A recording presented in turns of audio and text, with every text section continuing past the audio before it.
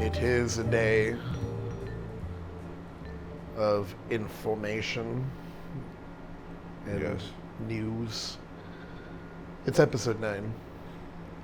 And if you've been following us this long, I thank you. We're pretty early on, and I don't expect many people to be following us, but if you have, thank you. Honestly, yeah, we appreciate your patronage.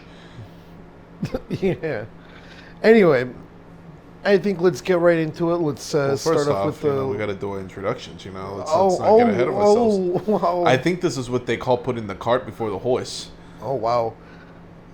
Welcome to Swircast episode 9. I am your gracious host, George O'Mara, along with my companion, co-host, co-founder, Mark O'Mara. And he says hi. So, let's jump into housekeeping, shall we? So, I think for housekeeping, we forgot to put that in there. Just see you, if you guys are wondering, you're a little curious why there wasn't an episode last week. We have our reasons, and you know what? I'm not at liberty to say. So, it's strictly on a need-to-know basis. With that being said, yeah, it's very serious. But we've navigated. Much like Pinocchio in Moby Dick. Yeah, how they navigated those crazy seas and that huge whale. Yeah. We have also found ourselves to much brighter shores. Yes. So we're here, and this week there's going to be 2 episodes dropping. Yes. This is true. And to be clear, last episode was recorded for last week. Yes, it was. The reason why we couldn't post it is we're not at liberty to say, but we're posting it now, and you should be thankful.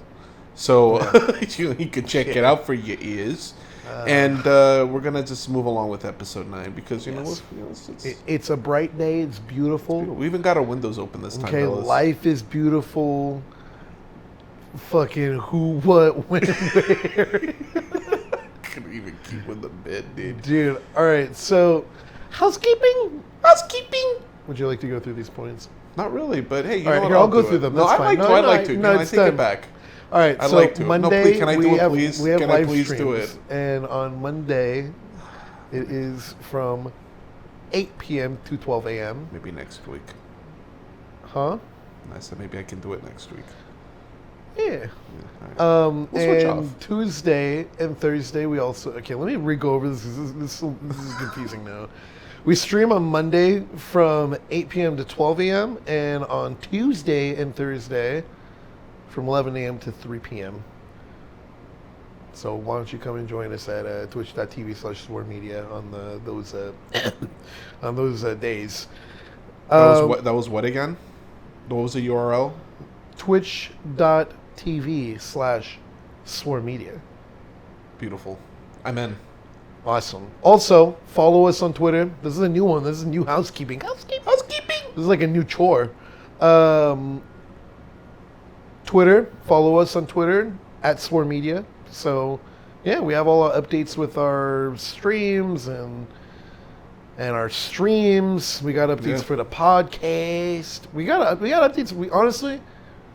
We got a lot of updates up there, okay? Yeah. There's even some updates you haven't even seen yet. Yeah, they're there. They're locked and loaded. Drafted tweets, and they're just sitting there.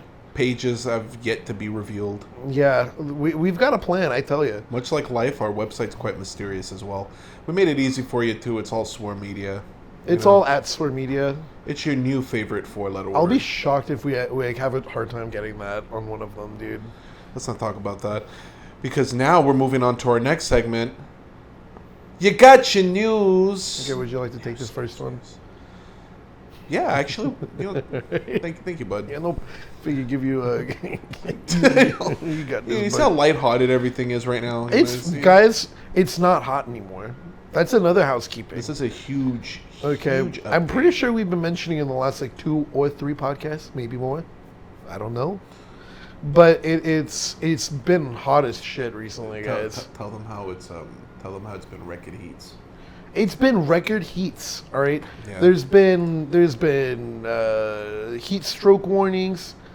Yeah, it's bad. Honestly, Make sure not to stroke your heats. Make sure you get yourself cool. don't let the Stuff heat like stroke this. you. It's not good. It's real. It's not it good. could be real bad, potentially fatal. But yeah, it's been like ridiculously hot, and the problem is there's usually a breeze. Yeah. No breeze. No breeze. That was bad. Yeah. But we're out. We're on the other end, and it's glorious. Yeah, and here we are, all lighthearted, and now we're going to jump into kind of a serious topic here, because if you've ever been to a GameStop, they just got accused of wiretapping customers without their consent. Yes. So this class action suit filed by Miguel Lacia in a federal court was first reported by Bloomberg. GameStop says, GameStop says, I read that weird, hey, but listen, GameStop is covertly wiretapping the communications of all visitors who utilize the chat feature at GameStop.com and shares the secret transcripts of those wiretaps with a third party that boasts of its ability to harvest personal data from the transcripts of marketing and other purposes. So I thought this was like wiretapping of the company. I'm like, wait, so this was wiretapping just on their website chat? Defendant neither informs visitors nor obtains their prior express consent to these intrusions. So There's some strong words. we got some problems here when you think about this. So, the suit continues going from bad to worse. Defendant is sharing that the secret transcripts with Zendesk, a third party that publicly boasts about its ability to harvest said personal data, highly personal data from chat transcripts from sales and sales and marketing purposes. Okay, I'm going to reread that because I kind of screwed that one up too there. Sorry, I'm a little into my double shot there. Defendant shares a secret transcripts with Zendesk so that they can harvest the highly personal data from these chat transcripts. So I'm not going to read any more because I'll jump in here. And this is me talking now. This is not just like actual quotes from like the suit. I may or may not have worked with Zendesk myself, like the tool. Okay, and I may or may not understand how all this works a little bit on the back end. Okay, so there are agreements that you're agreeing to whenever you do these chat transcripts. And because they didn't have that, that's the problem that they're facing, because now that's all the data that you're communicating with, like, say, for instance, like one of the customer service agents that are there. And you're talking to a GameSpot employee, not about GameStop employee, not about like actual like GameStop things. Like they actually had like a credit card company section as well. You can imagine how like there's a lot of information. You can imagine about like what kind of data they're going over. So in the industry they call that like the highly personal data. Mm-hmm. It's like really high level security data. There's actual federal protections and stuff on that. Yeah. So you got to be careful with that. So all that to say is this, it's a problem. Know that, like, regardless of whether you're reading these agreements or not, these terms of use, there's a possibility that these companies are still going to go and get what they want anyway. You know, so be vigilant, guys. Stay safe. Be vigilant. It's good. It's coming to the light. On to the next one.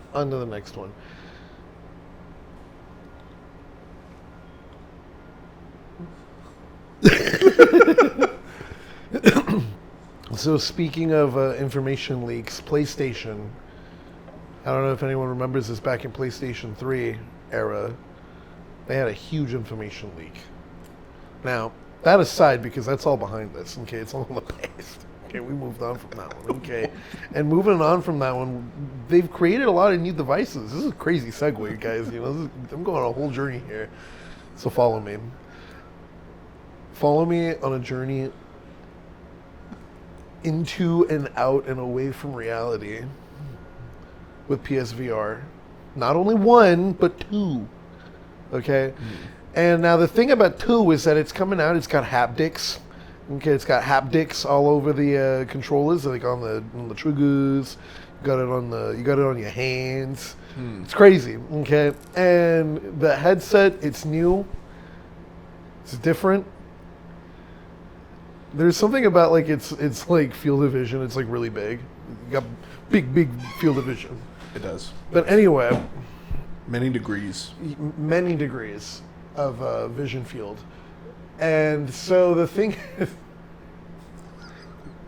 okay, so we're talking about PSVR, right? The big deal is PSVR games from PSVR 1, they're not going to work on your PSVR 2. Okay, so throw them away. Break them, burn them, do whatever you have to. They're not going to work. It's trash. It's lost all value. All right. Well, you heard it here first, folks. So yeah, moving on to the next one. on to the next. So, Xbox, they got this little app that you can play on called PC Games Pass, and they partnered up with this other company called How Long to Beat. So now, when you go to look at a game, it tells you how long it takes to beat that game, so that we can actually make some more informed decisions. I think this is a good step in the right direction for these game services in terms of quality of life services. What say you? Do you agree or not agree? Who, me? Yeah. Oh, I agree. Okay, cool. So listen, this whole feature, dude, Yes. it hasn't been there for very long. It's been like about a week You've been at this digging point. it. But dude, I fucking love that thing, dude. Because I already go to How Long to Beat like all the time. So I plan out what I'm gonna play next. You know, because I'm like, what do I want to play and what fits into like. It's also like managing your time. Yeah, because sometimes Like, I'm like do I I want want to? Sometimes I'm like I want a game that like I can just like sit down and play for like 60 hours. Sometimes I'm like I want like a quick like Like a 2-minute game, you know? Do you have any 2-minute games? I don't know, man. I don't know. But yeah, it's been pretty tight. It just shows it there. It's right there for your eyes. That's awesome. And, You know, that's really, honestly, it's a blessing. Yeah. So into Be wise with your time, ladies and gentlemen. Yes. Yes, Next, yes, we be are wise. going on. Okay. Next, we're going on to our topics. So, Excuse me. a funny thing happened Hey, frog, through this have you tried? period of time is Gamescom happened, and Georgia and I were like, all right, we'll cover that. And then we started covering that, and then like right after, I can't remember what it was after, there's a State of Play, there was Nintendo Directs, there was Tokyo Game Show, there was Ubisoft Forward, there was Call of Duty next. Call of Duty next. Like there's just a lot of announcements going on. I think that part of that is because of COVID and all of that. Like I think just announcements in general probably got pushed back because E3 was out like this year, and the whole summer of games was trying to kind of make up for that. Yeah. There's just been a lot of announcements, guys, and so With that in mind, with that in mind, we've We're got gonna more jump in. announcements for you. yeah, and So- we're going to jump into our topics here. We're going to Yes. start with, Nintendo Direct. goodness gracious. Okay, so buckle in your seatbelts and keep your hands and legs inside at all times because we got a lot of information we're going to go over Strap here. in and strap on. Wise words. Do you want to start Yes. with this one, buddy, or do you want me to? How do you want to do this? You want to Okay. take? Let's do this. You kind of. I'll start. I'll do three. You do three. No, you kind of go, and when you kind of feel the rhythm of like, all right, I think I'm Then ready to I'll pass the ball. We'll do it like in the Sunday school, when they say read until you feel like you kind of like don't want to read anymore, and then Ben will take up the next the next one here. Yeah, sure, dude. You remember that? Yeah. All right, I remember when they do the tarp, Oh, the tarp. the rainbow tarp, The tarp. and then you I still don't know what I learned from that. Like they're like, we're gonna get this tarp and lift it, and we're all gonna swish it down. There's gonna be a lot of air movement. Like we're gonna do it and then together. we're gonna sit down. And it's gonna stay. Yeah. I think it was more of like a getting energy out for the kids and then calming them. I bet you, because it always calmed me after I was done. Yeah, that was nice. So calm yourselves while you keep your hands and legs inside because we're going over the Nintendo So calm Direct. yourselves while we kick it up a notch here because there's a new Fatal Frame game. Okay. I don't have a lot of information on that one though, so just Yeah. know that it's there. Okay. When we have more information, we'll get back to you. It Takes Two. I forget the developer, but it's the guys that did A Way Out. Yes. They're doing all these basically co-op 2-player story-driven games that are very narratively focused, so to speak. But it's also it's just fun little co-op games where you need to work with one other person to get through the game, and that's kind of their focus. And so first game, A Way Out, was a whole prison thing. This is a whole marriage relationship falling apart kind of thing. And so yeah. I'm sure everyone knows about the game, but essentially it's coming to Switch now, so that's cool. Yeah, so you can play that with your kids. Yeah, you can play with your kids. You can play with your kids. There's also Xenoblade Chronicles 3 Expansion Pass Wave 2. Also, don't have a lot of information on that one, but there's a new trailer. We're gonna leave it there. There's a new trailer. You can watch it. There's some of these we're gonna run through because we're gonna kind of, by the time you get to the end of this, you're gonna have, it's kind of like when you go to Thanksgiving and everyone brings a little something. So, you're gonna be so full, but you're not gonna remember a specific thing. So is this next one 2 front mission remakes, or is this 2 front mission remakes? Because it's a multiple. So it's 2 front mission remakes, guys. Count them, 2 front mission remakes coming to Switch. Wow. You can do that. Now next, we have a lot of farming games. We're gonna only name 2. Okay, I'm telling you, we've got a lot of them. Okay, there's. He's really getting me on the notes. No, seriously, guys, buckle in for this one. I know you're already buckled in. You already got your arms in. Okay, I need you to buckle in, strap in, and strap on a little bit more. All right. We got A Wonderful Life. Okay. We got Fae Farm. You want me to get the rope and throw it around your cow for you? All right, and next there's the new Mario and Rabbids remake. The next Mario and Rabbids game is also, it's almost here. Almost. Hold your horses. Almost here. It's not here yet, but it's gonna be. And the sequel looks cool. First game was really tight. It got really hard, I remember too, towards the end, because they really do push a lot of the shit that they throw at you. The rabbits get pretty ravey. When they get what? What again, bud? Ravey. Oh. Because they're raving rabbits. Nice. Yes. Okay, so, yeah, it's crazy. I heard there was also going to be, a Raymond, DLC or something for that game. Raymond. Or Raymond. Ma, Deborah, no. Why I'm in the video game, Ma? Ma. Robert. No. No, Ma. Anyway, everybody loves Raymond, and he's going to be in the game. So, next point is more Nintendo 64 games are coming in 2023. What a thing I never expected to say, 2022, actually. I mistyped there. Is it 2022? The red. Just that is supposed to. See. Okay, so 2022, we got. Okay, so let's kick this one off. All right, we're starting with Pilot Wings 64, the 64th installment in the Pilot Wings series. Yes. Mario Party 1 and 2. We got Mario Party 3. Mario Party 2 is pretty fun. And then. Okay, we got Mario Party 1 and 2, and then Mario Party 3. There's Pokemon Stadium 1 and 2. There is 1080p snowboarding. Excitebike 64 also coming in 2023. Dude, you're so dude. I gotta write these a little more. The 64th installment for everyone listening. Okay. In the Excitebike series. Hold on.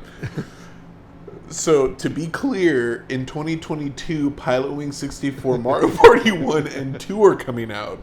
And then in 2023, Mario Party 3, Pokemon Stadium 1 and 2. Dude, your punctuation's all fucked up, bro. Excitebike 64, the 64th installment. You have run on Mijo. Dude, I typed this up pretty quick. All right, guys. I didn't have a lot of help.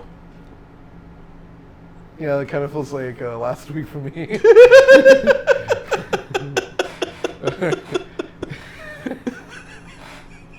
It's like, man, we're bear with us, guys. We're gonna tighten up the ship. Moving on. Golf. You like Tiger Woods? Four. You like Arnold Palmer's? Sure. You like Tiger Woods? Well, now you can create a Mii of either of them and bring them into golf because it is being added to Nintendo Switch Sports free this holiday. Get a hole-in-one this Christmas. It's going to come in the form of an update. Yes. So be prepared. Prepare your holes. Grab your clubs and prepare your holes, all right? Because absolutely. We're going to be freaking into the future, you know? Into the future. Into the... Be careful to make sure you don't throw your cons. You like me to pick up from here? Keep running through these? Yeah. All right. So Tales of Symphonia, it's a game, and they're making Tales of Symphilis? They're remastering it, and they're bringing that to Switch in early 2023. My favorite Tales game in the Tales series. Everyone play it. Moving on, we've got Resident Evil Village, Resident Evil 7, Resident Evil 2, and Resident Evil 3 Cloud Editions coming to Switch. They didn't announce when. We'll see how that all works out because, as you know, it's a cloud edition. This means it's running off of cloud architecture there. You know, it's cloud computation. Kirby's got a remake as well coming. We're going to be returning to Dreamland on the Nintendo Switch on February 24th of 2023. And you know, go and get your hairbrushes ready, ladies and gentlemen, and make sure you load your revolvers. Because Bayonetta 3 is coming to Switch on October 28th of this year, so you know, make sure that you get yourselves ready. Now, there's a no nudity mode, even though there's no nudity to begin with. Hey, turn it on if you want. Listen, listen. It's options. What is it called? It's like I don't remember. Nice angel mode or something. Yeah, and then they had some Nintendo didn't even. They literally said they're like, we didn't tell them to do that, guys. We actually told them to take more clothes off. Actual quotes. Actual quotes. They're in Japanese, but I Google translated them for you. New Fire Emblem. I don't remember the name of this one. It was something like Regala or something. No, it's Fire Emblem. Engage. Yeah, Engage. There you go. Regala was the last one. Was it? I don't know. So, Fire Emblem Engage. I thought it was 3 harps. It's three horses. 3 harps. 3 houses was before. They had one in between?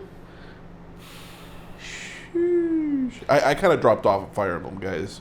I dropped off before, like halfway through. If I'm being completely real with myself, I dropped off after the second one that was released over here. Because I played the other ones, but like the first 2 I played. I played a lot of Awakening. Awakening was tight. I wish I did. I've heard good things. That one was really good. Mainly from you. You make your soldiers marry. You make them have children. Whoa.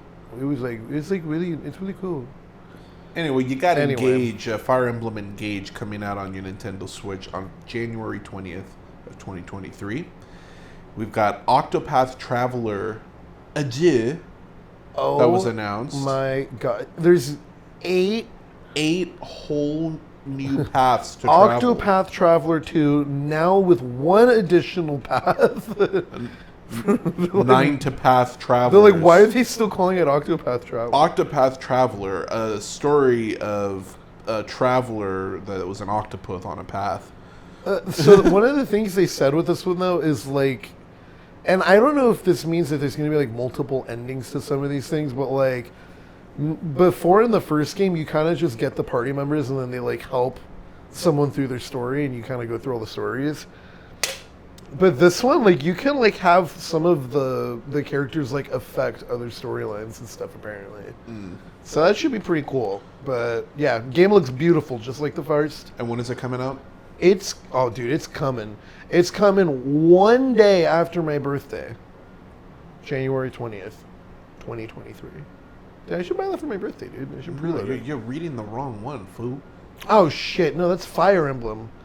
Okay, I take it back. It's actually February 24th, 2023. Yes. Moving forward. Now we got Pikmin 4. That got announced. They didn't really show much, but it launches in 2023. We know nothing. And then we had the, as they say, the creme de la cremes. We had the piece de la resistance. Yeah, you've got the resistance piece. I messed that up. You got the new sequel to Zelda Breath of the Wild, and we have a title now. It is called Zelda Tears of the Kingdom, and we also have a release date. So make sure you free up some spaces on your SD cards, because May 12th, 2023, you'll be able to play this new game. Now, they showed a trailer. We're not going to talk too much about it because we're going to have to go to break real quick. You know, it's scheduled. So all we'll say is go watch it. There's floating islands. I think dungeons are coming back. There's heavy speculations. I agree with my co-host here. We honestly, they didn't really give us much, but we're foaming at the mouth. So I mean, I think that I got a thing with the floating islands, but I don't want to get into that right now. That's a whole other kit and caboodle. But these look pretty decent. I think it's Zelda. It's gonna be good. It looks like more Breath of the Wild. I want more Breath of the Wild. Which I am for. I want there to be more like boss variation. Like I want to fight like actual like little monsters and stuff. Then the dungeons, yeah. I want dungeons. I want more towns. We haven't had dungeons for the last like 2 Zeldas, right? Because it was Breath of the Wild and then Skyward Sword. Like Skyward Sword had dungeons. Did it have dungeons? I remember it being like kind of. Yeah, it had dungeons. Well, they're like. What was yeah, that? It definitely had dungeons. Yeah, you're right. I forgot because I had the one with like the futuristic time thing or whatever. The mine carts. There's the one with the magnets, wasn't there? Yeah. I think there's magnets. Pretty sure. Anyway, guys. Interesting game there. Enjoy some brief tunes. All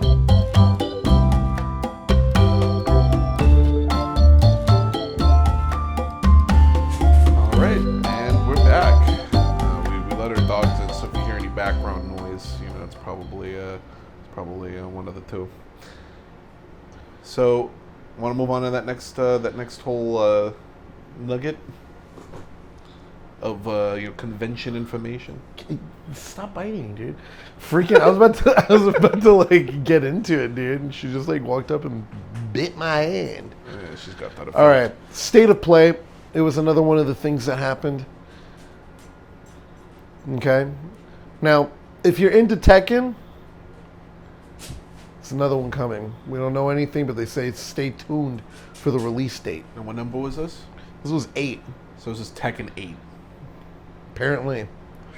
So yeah, that's there for you guys if you're into that. Now next, we got Star Wars Tales from the Galaxy's Edge, Enhanced Edition. And it's coming to PSVR 2 in 2023. I believe this was already on PSVR, and I think it was also on like Quest or whatever, like the Oculus Quest. Correct. Like keep in mind, like the news topic that we gave you guys earlier, like it's a lot of like there's not a lot of them, but this one and the next one, it's because of what you just mentioned. Yeah. Where it's like they're not supporting. Yeah, so they're kind of like just 1. bringing these over. Yeah. And next is also Demio. It's like a D&D essentially, but it's like, it's in VR, which is cool. So I forgot to mention, I don't know if it was in the notes there earlier, but I think it bears mentioning even right now, but the reason why they're not supporting PSVR 1 on PSVR 2 is because they said that they want to make sure that they're providing like this next-gen experience for PSVR, and because of the haptics and the different aspect ratios and all that, it doesn't just port, it needs to be like remade. That and so sense. I'm like, okay. Now, as for Demio, I can speak to it a little bit. Like Marco and I did play this once on our quests, and it was really cool. It's like a Dungeons and Dragons like tabletop kind of game, Yeah. So they're bringing that like you said to it's really PSVR. It's really well designed and all that. It's really pretty. Really nice. But yeah, it's a good game. It's pretty cool. The little bit we played. Next, we got Like a Dragon Ishin, which is a Yakuza spinoff that was released in 2014 in Japan, but it's now coming to the West on February 23rd. So that one I really want to check out because that looked freaking tight, dude, from the trailer. I'm like, I can't believe I've never heard of this. Like, obviously, I know it's like it was released in Japan and stuff, and I'm like, I don't know. Still, I'm like how have I not heard of that one? But yeah, it looks really tight. Next, we got Hogwarts Legacy. This game looks. this game looks pretty cool. It's coming to PS5 and PS4. It's getting. Oh wait, whoops. PS5 and PS4 are getting an exclusive quest called the Haunted Hogsmeade. It's like the Haunted Hogsmeade store or something, I think is the name of the quest. But yeah, it's going to be launching on February 10th in 2023. Yeah, game looks tight. I'm excited. I was mentioning to Georgia recently, I'm like, I realize and I could be off on this, but like just looking at it, I'm like there's a level of I think it might scratch I feel like it could have the potential, just from what I'm seeing, to scratch that like Fable itch. Yes. Because like, I don't know, it's just like the whole idea of just like, you know, RPG in a fantasy setting like this. It's like this kind of zany fantasy, and like, yeah, I don't know if the quests are like built out properly, like I think, and the world is formatted properly, I think it could like. I think it could really scratch that itch, but yeah, it's just the thought. I could be off, but I agree with you on that too. Actually, I thought myself. Anyway, next one, Pacific Drive. It's a dystopian car driving game coming in 2023. Go watch the trailer on that one. Again, it's Pacific Drive. Because I don't know how else to really like explain that one, but it did look really tight. Next is PlayStation Stars, which isn't a game. But it's basically like a new functionality that's going to be coming to... I don't know if it's coming to PS4. Yeah, I didn't see any info on that, like the cuff kind of thing. Yeah, I don't know if it's just across the board or if there's going to be some like gatekeeping or whatever to it. But essentially, it's this weird little rewards program where you're getting basically a 3D trophy of... you know, like certain things from a game. So like if you're playing like Ratchet and Clank, like you might get like a little 3D trophy for doing something of like, you know, like one of the characters in the game, or like a weapon, or like a little asset, or something, just something from the game. You kind of reminded me of is remember in Super Smash Brothers Melee, where like you would like get the trophies. Coins. Yeah, and you would go to like, it was like a gumball machine almost. Yeah, dude. It kind of reminded me of that. Yeah, it did. Where it's like you're getting these little like they don't really models. do anything, but it's just like a little 3D model. Yeah. And then there's trophies too, I think, that you can get through it or something like that. Yeah, but it's essentially the whole point of that. I'm pretty sure it's only for PS5, but I think the whole point of that is just to like, you know, because I want to say PlayStation's always kind of had shit for like not having like a gamer score, because it's like you're getting trophies and you're getting platinums and stuff, but it's like I could see that it's not like the most satisfying. Yeah, and like I want make it more forward facing. Yeah, and I want to say they did reformat the whole trophy system like somewhat recently too. So I think this is just kind of another part of that where they're like, well, let's give them like a little 3D trophy, and like it kind of reminded me too of the little trophies and stuff you would get in the Astro Boy. Oh, like the playroom, like the demo for the PS5. Yeah, it did look a lot like that actually. Yeah, so yeah, but yeah, that's a whole new little, you know, reward program that's going to be coming out soon. Was there even a time for that? No, not that I saw. It was just like they're like, oh, we're working on this, like it's going to be coming. Yeah, well, I guess like, right, we'll just see when that comes around. But next there is Sin Duality. It is a new mech combat game coming out next year on PS5. That I'm excited on because that one was PS5 only. Yes. And so I am excited because we're starting to see the PS5 only games. And I think because I was thinking about this as I was cleaning my room yesterday, and I was thinking about like that whole thing that we're talking about, where it's like there's not a lot of games that are like exclusives. And we're talking to a buddy of ours too. We're talking to AJ about that. Yeah. And it's like, I think that actually goes hand in hand with that other concept, that other whole topic that you and I have been talking about, with like games getting so big and so expensive, and the development cycles have just naturally gone so much longer. but like kind of like Cyberpunk, where there's so much money in the games now that there's more like chefs in the kitchen, Yeah. and so that like messes up development too. Like, what was the game that they said that that it kept getting like the game direction changed? Like, that's who it was. It was Ken Levine's new game. Because he's been working on a game for about like 8 years now, him and his team. Because it's been since he split from Irrational. Yeah, because after he split, after Bioshock Infinite was released, he formed his own studio with his group and all that. And they shut down Irrational, right? I can't remember exactly what it was, but like... Or is Irrational like quiet, but it still exists technically? I'm not too sure, actually. We got to go and double check that. We got to fact check that. Yeah. But...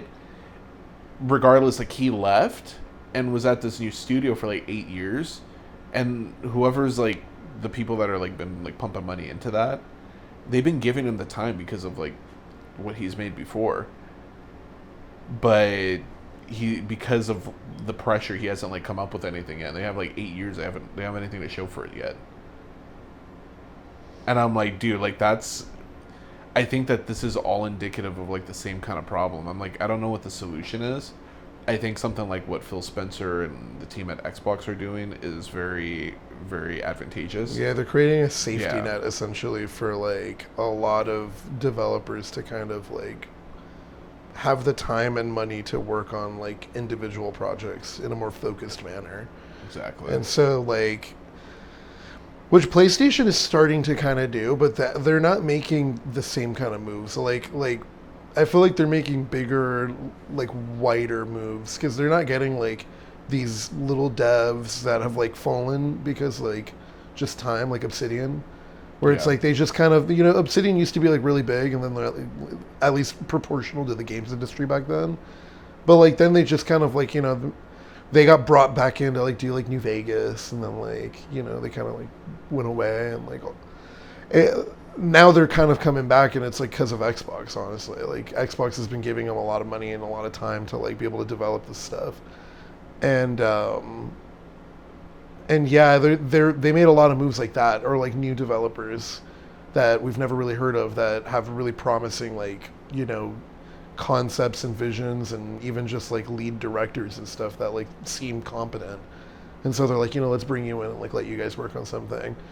But like PlayStation's like, okay, we bought what did they buy? They bought like Insomniac, right? Mm-hmm. Then they bought Blue Point Games. Like these are like big developers. These are like bigger studios, and so it's just interesting to see how it's going because like right now we're starting to see a lot more stuff from PlayStation starting to roll out. I'm noticing it, like just even in like the PlayStation 5 exclusives. So we'll see where that goes, but yeah, what Xbox is doing is really important because we're able to get these developers that are doing new things, more like innovative things, and it all goes to what we've been talking about in the last couple podcasts. Honestly, it's just like games are getting really cool again. It's part of just the whole games industry growing up too. This is, I think, just PS5's been out we're coming up on 2 years in November. I would imagine that there's developers that were handed out dev kits like 2 to 3 years before that. Yeah, and so the stuff they're working on is barely starting to come out. I think more than anything is for those of you who didn't grow up during the time that like we kind of grew up during, it was just like more like the earlier. The games are considered retro now. Like you talk like about an NES. Like I remember NES. I remember SNES. I remember Genesis. Like GameCube even. Like even that, it was still kind of, it was more solid. But like there was an era where I remember like you didn't even know when a release date was. You just knew it was kind of coming out like in the holiday or something maybe, and you would call and like see if they had the game in. Yeah. Like games have changed, and when games got to a point where like the game dev cycle was still as short as it normally could have been, and we had like the visibility of when it was releasing, there was like, it felt like a lot of stuff coming out for a period there, like pretty close together, where there's like a lot of really cool stuff. Like I would say like PlayStation 1 and PlayStation 2 kind of era, like GameCube, era, that whole. But now it's like games take forever, You know, they take a long time. So you need more studios and more of this to keep it like saturated constantly. Exactly. But get excited because now we're starting to see more and more of that. So yeah, slight divergence. We digress, but like it's really cool. It's really cool to see. It is really cool to see. And like a last point for this divergence, like just because I think it's a good point, is it's like Cory Barlog's the one who said it. Like I think during the development of like God of War 1 or like 2018, like the 4 technically, but right.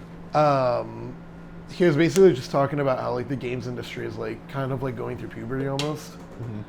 And it's really true because it's like games really have gone through this phase where it's like, and we've been kind of talking about this a bit too since like the first podcast, I believe, but it's like you get games like God of War even, or like you get a game like Last of Us or like Red Dead, and like at least in particular Last of Us and God of War, it's like they get so focused on making it cinematic that like the game part gets kind of put to the side a bit.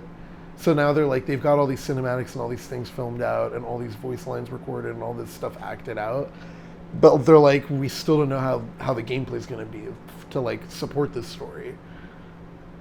Because like we need the gameplay to make sense. Because if you have that like, what was it called?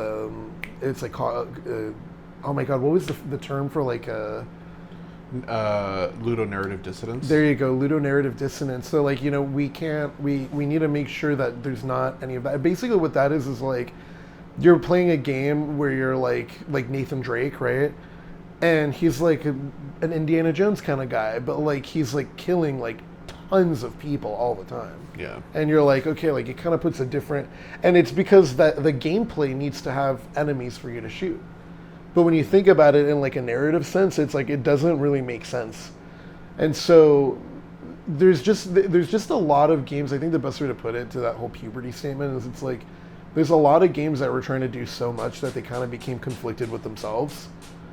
And you know, that needed to happen, and it's still, we're still in it to an extent, and it needs to keep going on and stuff, because like, you know, obviously we've gotten games like Last of Us, you know, God of War and Red Dead, but like, yeah, it's just interesting to see, because it's like games are starting to kind of like mature and realize like, okay, well, if we're trying to do a horror game, what evokes the fear? What creates tension and suspense? Yeah. How can we release that tension and suspense? Like, what is going to be considered as a release? What's going to be considered as like just it building more? And like, you know, just being more focused in that sense, you know. And I think it's something that we were talking with our buddy about, but it's just like games went through this period of time, I feel, where like they were really scared to like tell the player what they can't do. You know what I mean? Where it's like you go into a game and it's like, no, you can't just go up and kill these guys. Yeah. Like you have to go behind and like backstab them. Or like you can't just like do this and that. Like at least like the main big games, like they're pretty like play your way. Like even that statement kind of became like, I don't know, a thing where it's like you got a lot of games that are like, well, this is a play your way kind of game, like where you can approach every situation like the way you want to approach it and stuff. And like that's cool, but it creates this thing where it's like, okay, the game doesn't have any goal points that I'm getting to now. Now it's like I have to in my head be aware of what I can do and create the goalpost for myself. Otherwise the game is like it's like a lukewarm experience. It's not very like rewarding in one way, shape, or form. Like I have to create the reward for myself. It's because it's another thing we talk about where it's like all these games feel like they're all trying to do so much, and it's like it's gotten to a point where if speaking completely honestly with myself, like these games that try to be like these one-stop shop kind of games do a lot of the things they're doing actually remarkably well. It's because they've had so much time across the industry to like iterate and learn. But much to that whole games going through that like puberty stage, I one thing I realized like as we're talking about it is it's true in another way, in that the games industry was like, it felt like it's all following like the trend of who was the coolest. as opposed to them like all knowing what game they're making and the identity of that game. And like it seems like we're all starting to get to that. Like it seems like all the game developers are doing that now, where it's like you're starting to see games that are like this next one, the next couple ones we're going to talk about, or particular Stellar Blade, but like that game looks like a game that like knows what it is. It's like, oh yeah, it's this cool story, it's like a cool action adventure game. Yeah, it's like super... And they're like, okay, cool, and what else is there? And they're like, no, that's it. Like, we're focused on that.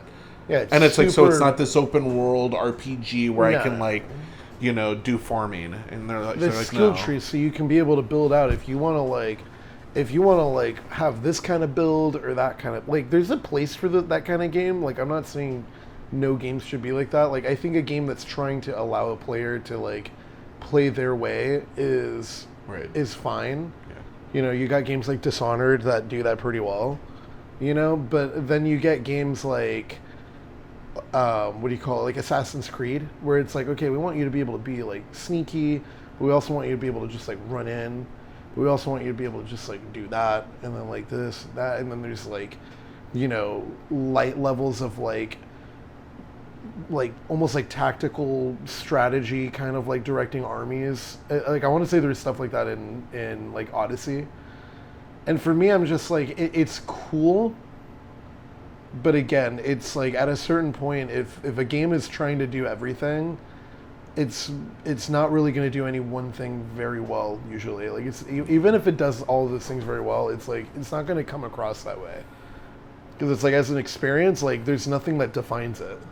But anyway, I kind of gave you guys a little hint, a little preview there. But Stellar Blade, okay, that game was revealed before as Project Eve, so now we actually got a name for that. Going back to our Tokyo Game Show I think this name releases. is so freaking tight too. It honestly, like, we could sit here because there's still a nice chunk of things to go over here, but. The State of Play showed that, and it looks so good.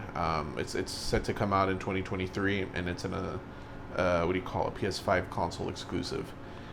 Rise of the Ronin. This is another game that was shown by Team Ninja. They're going to be developing this for the PS5, and it's set in Japan. It's going to be a sprawling action RPG, according to Sony.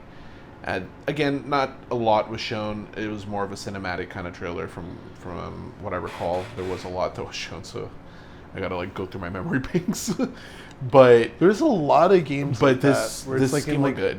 Yeah, there is a lot of games like this announced that where it's like either like rural Japan or it's feudal, like feudal China. Which I'm all for. I think it's great. It's tight. But again, like it's like we're doing the Norse thing now. It looks like we're doing the feudal, like like Japan, like Eastern. Exactly. Kind of. Again, it's cool. It's just interesting because I'm like, none of those developers were like, let's all go to Vikings, and not all of them were like, let's all go. Like, exactly. These were in development for a while, and it's just like interesting to see that they all went to like similar shit. Now there was a new God of War Ragnarok controller shown. That's going to be coming along with this new God of War Ragnarok game. It looks blue. It's blue. It's got a little, looks like a little sif on it. It's got runes. I believe. And then there was a new trailer. In short, God of War looks nuts. Go check out the trailer for yourself because... Yeah, I don't want to spoil anything. We got your next topic here, which is really just a treasure trove of more announcements. Tokyo Game Show. So we had Capcom, and we're just gonna run through. Well, we'll walk through. We'll quickly pace through. We'll speed walk. Let's speed walk with this. Okay, remember, keep both feet on the ground at all times. Now, Capcom, they announced that the Sunbreak title update, the second one for Monster Hunter Rise, is coming out on September 29th. That's going to be coming with various added monsters that are wreaking havoc, acquirable weapon layers, and tons of paid DLCs featuring cosmetics, emotes, and more to be purchased. They really made an emphasis that they want you to get your wallet ready. Also get your wallet ready for Resident Evil 8 Gold Edition launching on October 28th of this year. What a boring edition name. It's going to be coming with Winter's Expansion DLC, and it's going to include 3 massive features. Shadows of the Rose, which is a new story exploring the side of Ethan's daughter.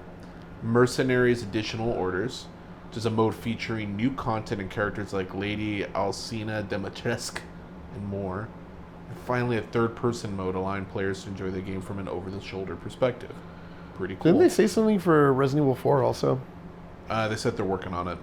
Exoprimal. This is a new third-person shooter with dinosaurs and a sentient AI that's just tearing time, space. I feel like we mentioned this one earlier. No, we didn't. We didn't? No. You sure I don't about think that? so. I could check, but I'm not going to. Mega Man.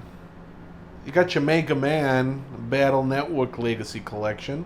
Coming to Switch, PlayStation 4, and PC in 2023. It will feature all 10 games for the franchise. So clear your calendar. Street Fighter Mega 6. Man games. Well, I mean, I've learned that from all these fucking collections that have come out for this little bastard. I mean, this is just the Battle Network. No, because they did like 2 of them, and they did like a Zero collection, and a Mega Man like X collection, I think. Mega Man. Then there's this Battle Network. Wow, Mega Man. Speaking of battles, Street Fighter 6. It's the next entry in the classic fighting game coming in 2023. It will feature World Tour, Fighting Ground, and Battle Hub modes. It's coming to Xbox Series X and S, PlayStation 4 and 5, and PC via Steam. How cute. Now, Konami, they revealed that they're going to be bringing some Yu-Gi-Oh games, and there's exactly 4 of them coming. This is Yu-Gi-Oh! Cross Duel, Yu-Gi-Oh! Duel Links, Yu-Gi-Oh! Master Duel, and Yu-Gi-Oh! Rush Duel Dawn of the Battle Royale. Let's go Rush. That's not the whole fucking name, is it? Yes, it is. You're lying, dude. No, I'm not. Suikoden 1 and 2 remastered coming to God, PlayStation, dude, no. Xbox, Hold Nintendo on, Switch. we're not brushing over that. What the fuck, dude? Yu-Gi-Oh! Rush Duel Dawn of the Battle Royale. Let's go Rush. Yeah, dude. That's what it's called. That's not real, dude. That's real, dude. Here, I'll do it for you, dude. I'll do you the I don't believe it, dude. watch. Guys, I don't believe this. Oh my God, It's the name of it. the real It launches name. on December 1st in Japan. Why is it so long? Because it's a card battler. Let's move on. It's a what? It's a card battler. Oh God. All right, let's move Yu-Gi-Oh! on. Suikoden 1 and 2 remastered I know what coming Yu-Gi-Oh! to, is. to PlayStation X. It didn't sound like you did. PlayStation, I Xbox, don't know what this Nintendo game Switch, and PC. So come and get your Suikodens, Friggin' Suikodicks. whenever they release that, because I don't have the date here, guys. Xbox, they literally just gave us some dates and trailers. I'm just gonna release it out for you again. I think some of these we actually went over in our previous podcast. But we got Assassin's Creed Odyssey being added to Games Pass on September 15th, so it's out now. You got Danganronpa's V3. Friggin' Danganronpas. You got Despot's game. Friggin' Home Despots. You got Metal Hellsinger.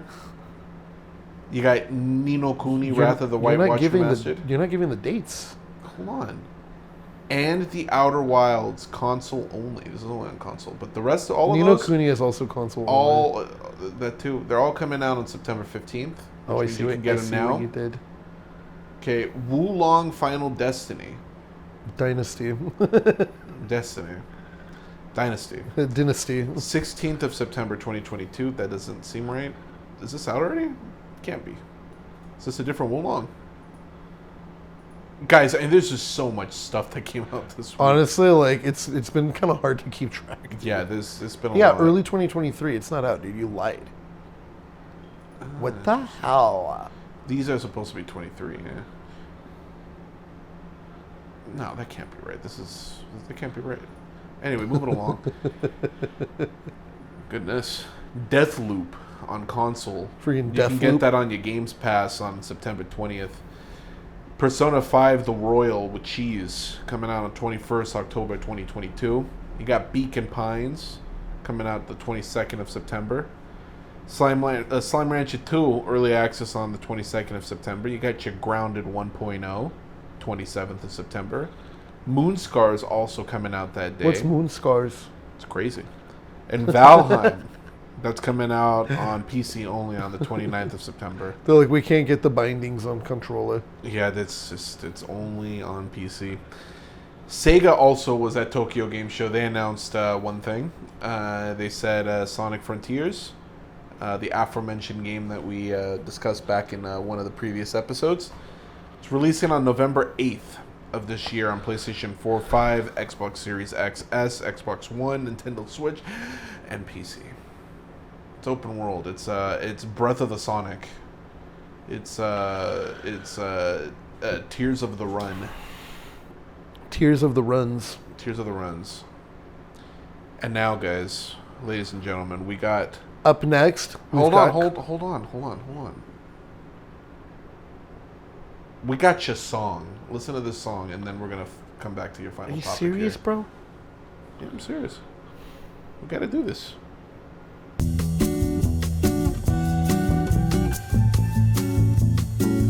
Wow, how was that? That was beautiful music right there. You know, that's one of my favorite pieces. Man, I was able to catch my breath after all of them releases. Wow, you guys, so many releases. You guys can't even hold them in your hands, can you? Oh, you're talking about game releases? I mean, all this stuff, all the announcements, all the releases. It's just so many dates. It's crazy. My question is, what's next? What is next? Can I here? Let me ask you. What is next? I don't know. What is it? I don't know, but I think I got an idea. Call of Duty next. It happened. And they announced a couple things. How many things? A couple. Couple. Not a few. Not a gaggle. A couple. So, for those of you that don't know, I was informed this week that a few is 3 or more, but it is like less than... What was the number that you said? I said I feel like 5 is pushing a few. Yeah, 5 is pushing a few, so... I feel like 5 is pushing. If you can't carry it in your hands, you got more than a few. If you're saying you got a few, 3 to 5. So that's about a safe bet. Exactly. Anyway. Bet on that. Warzone 2 launching in November 16th. It will be free to play. It's releasing on PS4 and Xbox One as well as next-gen hardware. It's bringing a new map called Al-Mazrah. Large desert map with big cities. Warzone 2 and Modern Warfare 2 will share seasons and progression. Vehicles in Warzone 2 will run out of gas. It's a big deal. Okay, you can shoot out their tires. I want to say you could do that in Warzone 1 also. Yeah, but you can also do that in Warzone 2. This is one of the bigger changes. The new Gulag in Warzone 2, you now team up with another player to defeat 2 other players. You ever been in a situation where you're like, man, I just love to team up with someone in a Gulag. That just sounds like a blast. Sounds like a great time. Yeah, sure. Oh man, I get sleepies, bro. Shit. All right. Anyway, I'm like drinking freaking caffeine, and I'm like. You're drinking a yerba mate. I should be dead already. A yerba mates. It will have multiple circles, and it will have 120 players and no bots. Now, but that's also kind of a lie, because the thing about Warzone 2, because there's a few things that they mentioned that we didn't have here. There's gonna be little like outposts and stuff with like AI, like enemies that patrol it, and you can kill them for like loot and shit like that. Like looting from boxes and all that. Before you used to just open a box and it just like all get tossed out like onto the floor. But there's now like an actual like looting like menu. There's like a menu with like a few little like, you know, a few partitions with like ammo and whatever's in the boxes there. And now you're grabbing stuff out of it through like a menu rather than just like dropping it on the floor and picking it up. So those are pretty big changes. The whole 2v2 thing is also a pretty big change for the Gulag. And yeah, I'm just curious how it's gonna play out and stuff. Like obviously with the movement, there's also like, you know, we'll get into that right now actually. Because of the movement, it's a lot different. You can't like slide cancel and stuff. So, you know, I'm curious to get my hands on Warzone 2 and like check it out. But what we have gotten our hands on a bit, okay, is Modern Warfare 2. We were able to get into the beta, and by we were able to, I mean we pre-ordered. And We made it happen. We made it happen, guys. Okay, all for you. Really? No, we wanted to check it out, but Yes, but mostly for it you. also was for you guys. Okay, so But really, the thing with Modern we Warfare would have done 2, it if it was just for us too. yeah, you know, This is who we are, you know, they're we like bringing back special ops or spec ops. It was like their little like one-off missions that have like a little challenge to them or something. I forget exactly how it was, but it's back. It's a whole thing that was in like Modern Warfare, I think 2 and 3, and so it's back. In bigger news, what is back that is even more beloved, and I'm really jazzed on this one, guys. This is quite possibly like all kidding aside. This is probably the biggest news like of the. No, seriously, guys. so This is honestly what is gonna probably make the game a 10. Is Dolphin Dive is back. Ay, mijo, wow, it's so beautiful your time. Yes, it is back, and it is glorious. You can also hang off of ledges. So like when you mantle up onto like a wall or whatever to like jump over it, usually you can literally just hold on to the wall from one side, and then you can like aim. You press the left trigger to aim, right? And your guy will like peek over the wall, and like if you have a pistol, you can shoot over the wall and stuff. And it's like it's really tight. Like the maps are like really cool from the like few that they've shown. Like in the beta and all that, and we'll get into that a little bit more in a second too. You can swim. There's mantle. I mean, we've had mantle for a while. There's sprigging. Springing. Dude, these freaking. Sprinting. There's sprinting. Okay, and there's also tactical sprint. Tactical sprint is back, and it feels great. There's still slide also. You could still slide. Yes. That has not gone away. Which is great. Modern Warfare 2 will have raids. It'll have there'll be a 3-player co-op experience, and it won't be released until after October launch date. So we'll need to probably wait for a little more info. yeah, on that one, we need more information on that because I don't really know. I don't know if they even said too much about They that. didn't. They said that they'll release more info after launch. Okay. So- Yeah. Well, we'll hear about that. So yeah. But you know, rest assured, it looks like they're planning to support Modern Warfare 2 for. Well, the rest of it. because they're taking a 2-year break in between Call of Duties after this. Good. So I think that's also why they're doing this one for that, is because they're like, this is the one that we want to like sit on for a while, and like let's reset Warzone, because it's going to take like 2 years. Like I wonder if they're going to like Warzone 2 here, 2 years, the next one comes out, and you have them making their own Warzone. Well, they'll probably what I think they're gonna do is because this is Warzone 2, but officially it's 2.0. Yeah. And so they're gonna keep reiterating, I think, alongside like whatever Modern Warfare. I wonder if they're like wiping the whole guns, like all the guns from the last 3, like from Vanguard and they stuff. just have Modern Warfare 2 guns, kind of. I kind of hope they do that. I hope they do that too. Because the guns were getting like way out of hand. Honestly, like after the Black Ops like Cold War weapons got added, and then Vanguards got added, and it's like, oh my god. Forgot about Vanguard for half a sec there. It's a lot, dude. I did too. Goodness gracious. But That's so weird. yeah, raids. We'll hear more about that later. Third-person matches are back from the original Modern Warfare 2, so it actually plays really well too. We were able to check that out today. It plays way better than you'd think. Oh yeah. Some Very larger fun. modes will support AI players, and yeah, that's basically it. The beta information is that it went live on the 16th for PlayStation players who pre-ordered the game or have access via a pre-release code. September 18th is open beta on PS4 and PS5. September 22nd will be open to more players on... Wait, hold on a second. This is written kind of weird. So... You want me to read it? I understand how it's written. Yeah. All right. So September 22nd the beta is going to open up to more players on more platforms, specifically Xbox and PC via Steam and Battle.net. And then September 24th, it'll be open to everyone, not just people who pre-ordered the beta or the game itself. So, you know, kind of like they did this week where they had the Thursday, Friday, Saturday, Sunday kind of deal happening. Or was it Friday? It was Friday through Monday. Friday through Monday. That's what it was. They're doing the same thing this next weekend, but the first 2 days are for the days that I believe people who pre-ordered, and then those next 2 days after that, those are for everyone. Yeah. So kind of like they did with PlayStation for this weekend, but with all the other platforms next.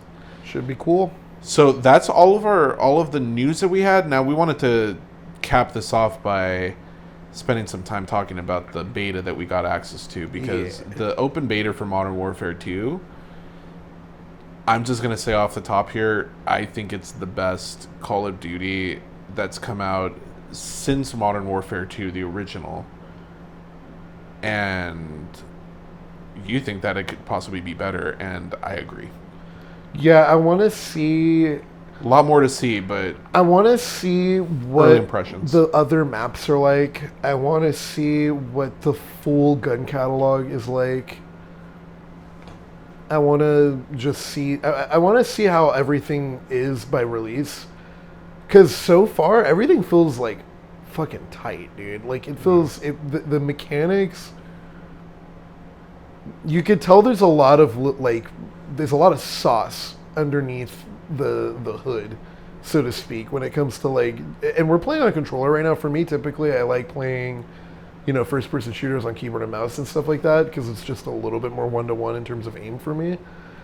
But this is one of the first-person shooters I've played on controller where I'm like, dude, like, this is, like I may not even, like, really... I probably am, because I pre-ordered it on PC already, but, I'll check out both of them. But, like, for me, I'm like, dude, like, if I never pre-ordered that, like, I'd be fine playing it on just controller, because it feels so tight. Like, all the controls are so tight, and the guns feel really satisfying. Like, there's just so much to it. The map design, like honestly, like, I could keep going. Like,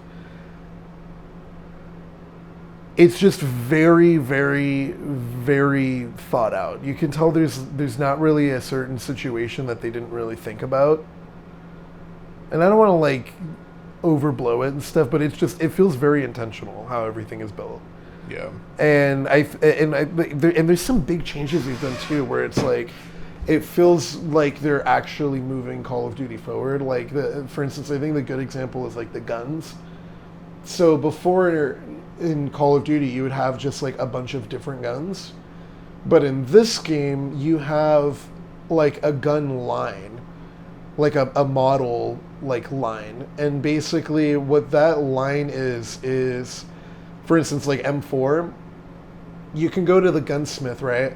And any gun under the M4 line has, like, the M4 attachments. Like, all the attachments that you can use on the receiver, M4. Yeah. Yeah, well, you have all the attachments that you can use on the M4 guns, right? And the way that the guns change is if you change the receiver of that gun, you're basically changing the entire gun, where it'll change the class of it. So you can have, like, an M4 and change the receiver to, like, a submachine gun M4. Or you can, like, change the submachine gun receiver to, like, a semi-automatic, like marksman rifle kind of receiver almost. And, like, it's just very interesting how the progression is with that. Because, like, honestly, like, I think if...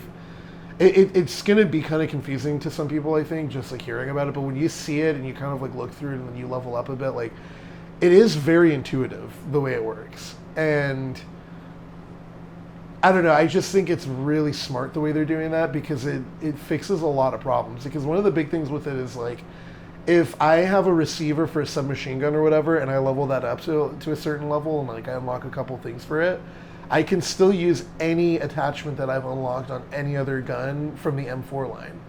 Like, any gun in the M4 line uses the same attachments. And I think part of the reason why they're doing this new, like, formatting for the gunsmith and all that is because of Warzone. Because that was one of the things that I think was kind of part... I don't want to say part of the problem, because it wasn't a problem, people got used to it, but, like, even me, someone who got used to it and played, like, a lot of Warzone, like, it was the thing that was annoying to me, which was, like, if I get a gun and I level it up because it's, like, really good in the meta for, like, Warzone, and then I'm playing with it and I'm using it, and then they update and, like, the meta changes, And it's to now the gun that's everyone's using right now is like a gun that I don't have leveled. I have no attachments in Warzone. So sometimes I can't even do the gun build that is like dominating. And so it's like, and that's like if you're like chasing the meta and stuff, which if you play Warzone, you notice like a lot of people do that. That's just kind of how it is. And so I think part of the reason why they're reformatting all of the weapon system and all of that and the weapon progression is to mitigate that, because they could literally add like a new receiver. And then when people get that new gun, like they already have all these attachments, because maybe it's part of a line of like a gun that we already have. And they're just adding to the line. You know what I mean? Yeah. And so it's just very interesting. Like again, there's just a lot of little things that they do. Like kill streaks, you can do kill streaks, or you can actually change it to score streaks. Like that's a per person like choice kind of deal. Like the whole create a class system, like you don't just have a bunch of classes. Like you can literally just like have only one class that you have create a class made, but you can add classes. Yeah. And like have more, and it's like it just feels like cleaned up. Like, yeah, it's really refined. There's a lot of stuff that's really refined. Like even the dolphin dive, it feels really useful. It feels good. It feels cool to use it again, honestly. And like there's a lot of times where it's like I'm like running out in the open and I start getting shot, and I'll just dolphin dive to get behind that last little bit of cover, because it gets me just a little bit faster and gets me out of the guy's like line of sight or out of his aim. It's like harder to aim at, yeah. Yeah, Exactly. and like there's moments like that where it's like it just feels really good, and like and even that too, like there's a slide and a dolphin dive. And it's like, well, what button's that going to go on? And it's like, well, it's on your thumbstick. And it's like, but how do I choose which one? And it's really like the length in which you hold the thumbstick, because if you just press it, like you crouch. If you hold it for a little bit, you'll slide, and if you hold it for like longer and more definitively, like you'll do the dolphin dive.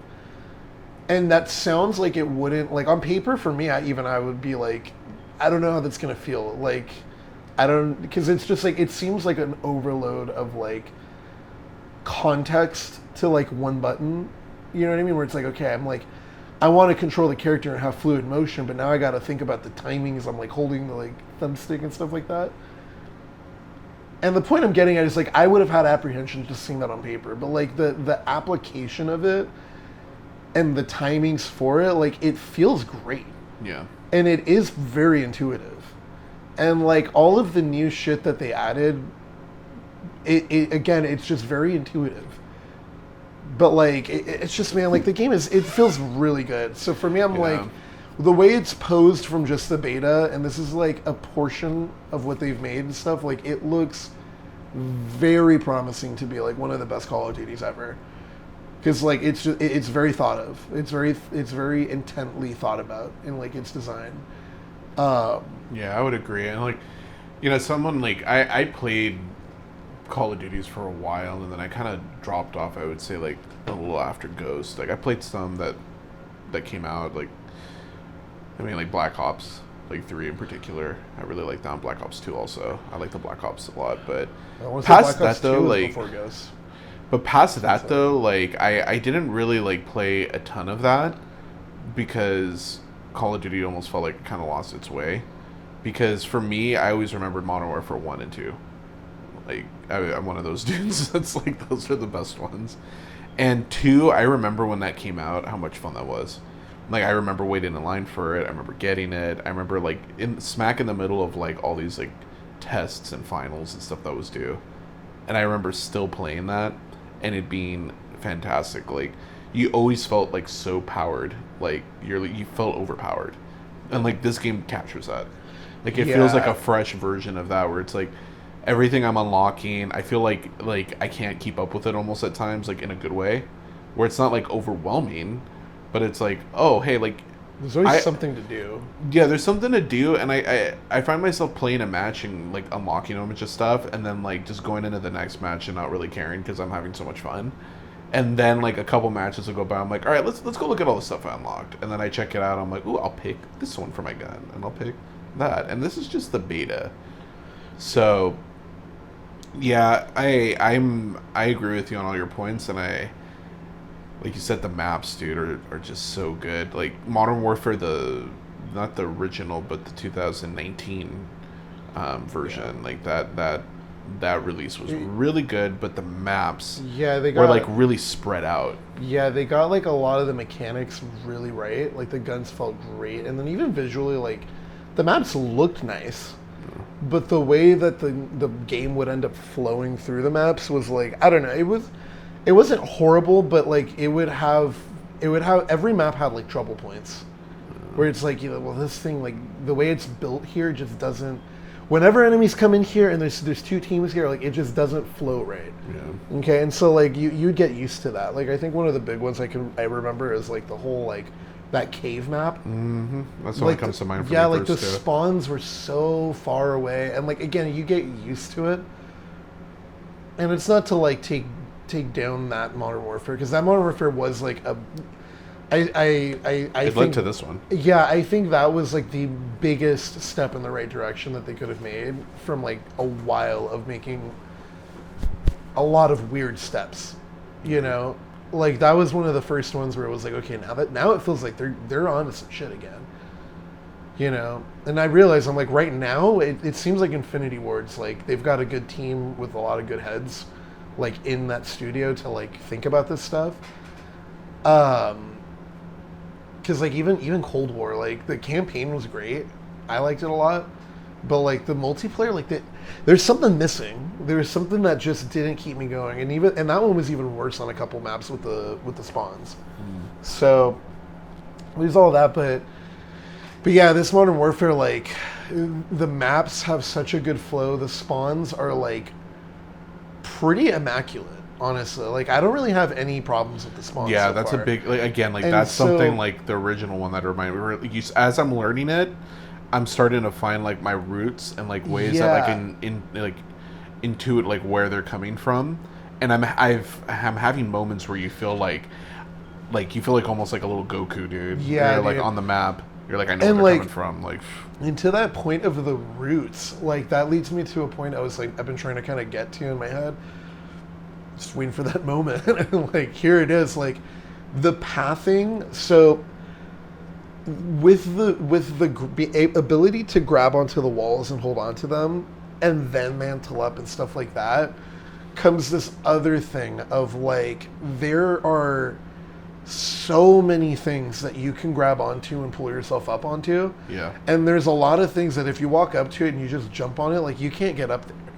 But if you turn around, you'll see like literally like, and like when you look at it and you understand that there's like spots like that, you see like the design in it, like that's intentional. Okay, like they didn't just happen to have a little jump spot here like that. Like they intended it to be there, but like you'll go walk up to something, you'll jump up, you can't get it, right? But then you turn around, there's like a little box that you can jump onto, and then from there you can jump onto that other thing that you couldn't reach initially, and you can pull yourself up there. Yeah. And for me, like that reminds me of like on High Rise and Modern Warfare 2. Remember the on one of the sides there's like that scaffolding that was like, and you could run off the edge of the map and then climb up the side of it and get like all the way to the top of one of the buildings. Mm-hmm. Like the Modern Warfare games like have always had little nooks and little areas like that. And for me, I'm like, dude, there's only like 3 maps, I believe, like 3 or 4 maps that they've had on this beta. And all of them are like chock full of areas like that, but it's not in this annoying like, oh my god, like there's that many. It's like they're intended areas, and they're very balanced in the spread of the map, and you can tell they thought about the angles a lot. And I was mentioning to you, I'm like, I would be shocked if they didn't look into like a Counter-Strike or like a Valorant or one of those more tactical shooters just to like see how the angles are done, because it feels like that. It feels very, very, very thought out with like just from like one corner to the next corner of like where there would be an enemy come in. Like it's just so much to explain, honestly. Like it's kind of hard to explain on like. Ooh, I think I had a little stutter there in my audio. Well, anyway, like it's just so hard to kind of explain without showing. Like, there's just a lot of thought put into it, and it feels fantastic. But again, this is just like a little portion, so I want to see like the full games. For all I know, this is all the great shit, and everything else sucks. Like campaign's horrible. Like, I don't know. Like, but I don't think that's going to be the case, you know. And the way that this beta seems to be going, it seems to be very similar to the way that they did it for the first like reboot Modern Warfare, like in 2019. And that's also kind of why I'm saying what I'm saying too, because for me, I'm like, just having that experience and then seeing this one, I'm like, okay, the changes, the difference in game from like the beta to the release in the first Modern Warfare was like, they fixed a lot of stuff that you would notice in the beta. And so from this one, I'm like, those few things that I've like noticed in this one, like they're already fixing shit like on the beta, dude. Yeah. And so for me, I'm like, again, we'll see when it comes out, but like just looking at all the evidence and stuff, I'm like, I have kind of like little to no like lack of faith that it's gonna come out and be like exactly what I have in my head, because like it's just, oh my god, I could go off on it honestly, and I think we have. And the devs seem like they are pretty confident, so this is good. Yeah. All right, ladies and gentlemen, well, thank you for joining us for episode 9. It was a whole lot of news, and it was good. It was good to get through that. You know, we got a bright future ahead of us for us gaming fans. Catch us on twitch.tv/Swir Media. Yep. We're Mondays, Tuesdays, and Thursdays. You want to tell them the times? We're on Monday from 8 p.m. to 12 a.m. That's midnight for you plebeians in the we're back. on Tuesday, and Thursday. Mm-hmm. We're usually playing Valorant. If you like Valorant, come check us out. But yeah, we're there from 11 a.m. to 3 p.m. Count it. 12 hours of Swir-tastic entertainment for you. Yeah, and for any updates and all that stuff, follow us on Twitter. I don't know if you said that already. Follow us on Twitter at Swir Media. And yeah, we have updates for everything. You'll be able to know when the podcast goes up. If streams are getting canceled for whatnot reason, or because the dog ate our cable or something. If the dog ate my homework, I can't stream. Thank you. Stay safe, and until next week.